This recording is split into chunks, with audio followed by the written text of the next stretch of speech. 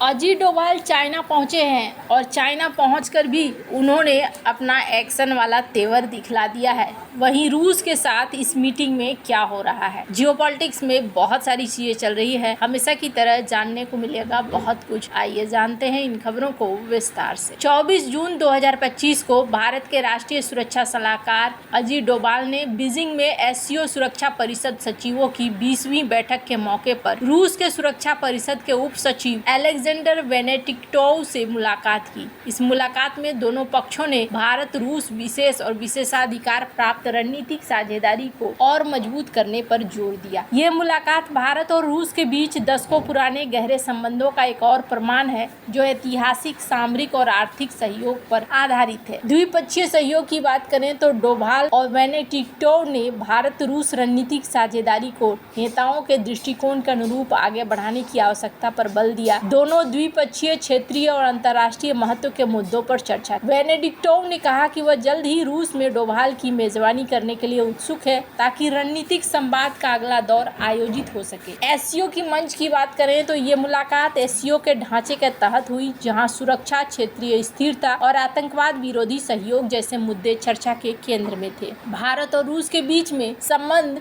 20वीं सदी के मध्य से मजबूत रहे हैं। दोनों देशों के बीच में सहयोग का आधार सामरिक, आर्थिक और सांस्कृतिक रहा है। 1950 से 1960 के दशक में भारत ने गुट निरपेक्ष आंदोलन को अपनाया, लेकिन सोवियत संघ के साथ भारत के संबंध मजबूत हुए। 1971 में भारत सोवियत मैत्री संधि पर हस्ताक्षर एक महत्वपूर्ण कदम था, जिसने भारत पाकिस्तान युद्ध के दौरान भारत को रणनीतिक समर्थन प्रदान किया। सोवियत संघ ने भारत को रक्षा उपकरण जैसे MiG-21 लड़ाकू विमान, टैंक प्रदान किए। साथ ही भारी उद्योगों और बुनियादी ढांचे के विकास में भी सहायता की, जैसा कि भिलाई और बोकारो इस्पात संयंत्र। सोवियत संघ के विघटन के बाद 1991 में सोवियत संघ के विघटन के बाद भी भारत और रूस के संबंधों में निरंतरता बनी रही। 2000 में दोनों देशों ने विशेष और विशेषाधिकार प्राप्त रणनीतिक साझेदारी की घोषणा की, जो आज भी दोनों देशों के बीच सहयोग का आधार है। रूस भारत का प्रमुख रक्षा आपूर्तिकर्ता रहा है, जिसमें S-400 मिसाइल रक्षा प्रणाली, सुखोई 30 MKI लड़ाकू विमान और अकुला श्रेणी की पनडुब्बियां शामिल है। भारत और रूस ने आतंकवाद के खिलाफ सहयोग को हमेशा प्राथमिकता दी है। दोनों देश एससीओ और ब्रिक्स जैसे मंचों पर सक्रिय रूप से काम करते हैं। साल 2023 में रूस के सुरक्षा परिषद के सचिव निकोलाई पास्त्रुशेव ने डोभाल के साथ टेलीफोनिक बातचीत में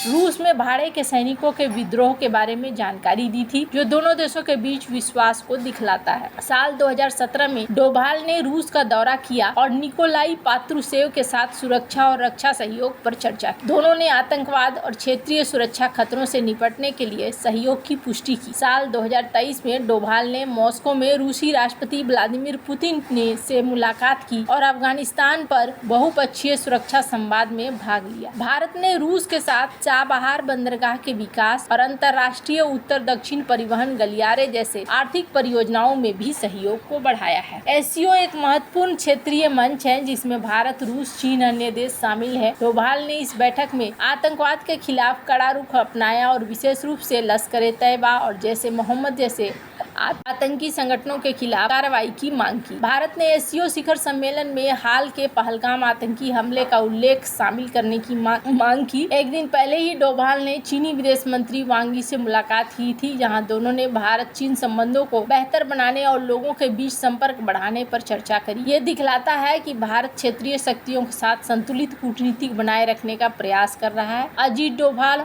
और अलेक्जेंडर की मुलाकात भारत रूस संबंधों की निरंतरता और गहराई को दिखलाती है। ये मुलाकात न केवल द्विपक्षीय सहयोग को मजबूत करने की दिशा में एक कदम है, बल्कि क्षेत्रीय और वैश्विक सुरक्षा के लिए दोनों देशों के साझा दृष्टिकोण को भी रेखांकित करती है। हालांकि कड़ी बातें कही है भारत के डोभाल ने। इन्होंने आतंकवाद के खिलाफ कड़ा रुख अपनाया। उन्होंने आतंकवाद के खिलाफ दोहरे मापदंड को त्यागने, सीमा पार आतंकवाद के अपराधियों, आयोजकों, वित्त पोषकों और प्रायोजकों को जवाबदेह ठहराने की मांग की। ये बयान मुख्य रूप से पाकिस्तान और उसके समर्थक चीन की ओर इशारा करता है। डोभाल ने लश्कर-ए-तैयबा जैसे मोहम्मद, अल-कायदा, ISIS और उनके सहयोगियों जैसे संयुक्त राष्ट्र द्वारा प्रतिबंधित आतंकी समूहों के खिलाफ निर्णायक कार्रवाई की आवश्यकता पर जोर दिया।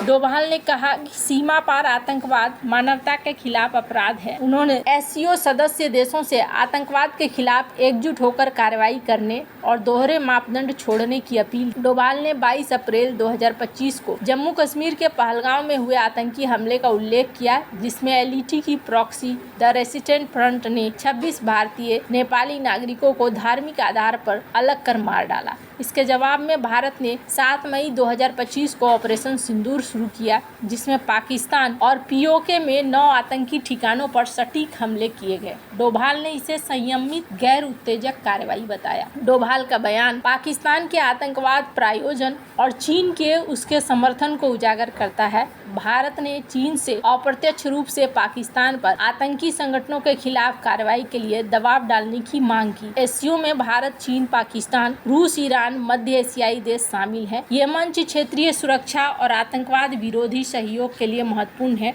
डोभाल ने आतंकवाद, अलगाववाद, उग्रवाद को रोकने के लिए संयुक्त सूचना अभियान और रेडिकलाइजेशन के खिलाफ उपायों का प्रस्ताव रखा है। भारत, चीन और पाकिस्तान के बीच आतंकवाद को लेकर तनाव का इतिहास जटिल और गहरा है। पाकिस्तान की बात करें तो 1980 के दशक से ही पाकिस्तान ने इसे बढ़ावा दिया है और चीन पाकिस्तान का समर्थन भी करता है, ये देखने को मिला है। भारत और चीन के बीच भी संवाद अब स्थापित हो रहे हैं, लेकिन चीन का रुख जो है वो दोहरा है। भारत का मानना है कि पाकिस्तान आतंकवाद को एक राज्य नीति की तरह इस्तेमाल कर रहा है और अजीत डोभाल का एससीओ में दिया गया ये बयान भारत की आतंकवाद विरोधी नीति और क्षेत्रीय कूटनीति का एक मजबूत प्रदर्शन है। ऐतिहासिक रूप से भारत ने पाकिस्तान प्रायोजित आतंकवाद का सामना किया है और ये बातें अब एससीओ में भारत बोल भी रहा है। भारतीय सेना ने अपनी मारक क्षमता को मजबूत करने के लिए स्वदेशी Pinaka multi barrel rocket launcher system के 2 नए रेजिमेंट को शामिल करने की घोषणा कर दी है और इस कदम से 2026 तक पिनाका रेजिमेंट की कुल संख्या 10 हो जाएगी, जो पुराने सोवियत युग के ग्रेड BM-21 सिस्टम को धीरे धीरे बदल देगा। ये विकास न केवल भारत की सैन्य आत्मनिर्भरता को दिखलाता है, बल्कि चीन और पाकिस्तान के सीमा पर बढ़ते तनाव के बीच एक रणनीतिक संदेश भी देता है। पिनाका रेजिमेंट का विस्तार भारतीय सेना 2026 तक 2 नए पिनाका रेजिमेंट को शामिल करेगी। प्रत्येक रेजिमेंट में 18 लॉन्चर होते हैं जो 44 सेकंड में 72 रॉकेट दाग सकते हैं, 1000 वर्ग मीटर तक के क्षेत्र को निशाना बना सकते हैं। डीआरडीओ द्वारा विकसित पिनाका भारत की आत्मनिर्भर भारत और मेक इन इंडिया के पहल का प्रतीक है। यह सिस्टम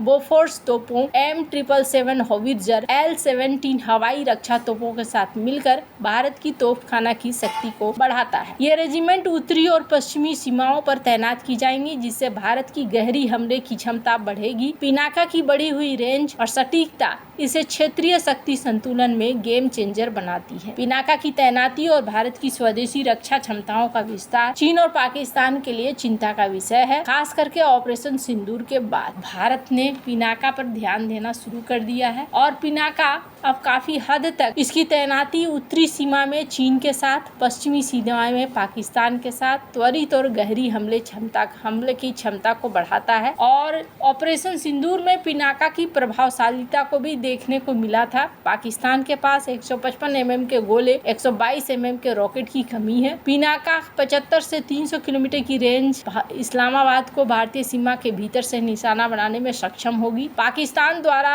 इस्तेमाल किए गए PL-15 मिसाइलों के अवशेष भारत में मिले हैं, तो अब भारत को इनकी सैन्य तकनीक की कमजोरियां भी पता चल चुकी हैं। चीन की बात करें तो यहाँ पर ये भी भारत के रेंज के अंतर्गत आता है और अंतर्राष्ट्रीय मांग भी है पिनाका का। वैसे आपको क्या लगता है, इन सब मामले में आपकी क्या राय है, कमेंट कर जरूर बताएं। जल्द मिलते हैं अगले वीडियो में नई खबर के साथ।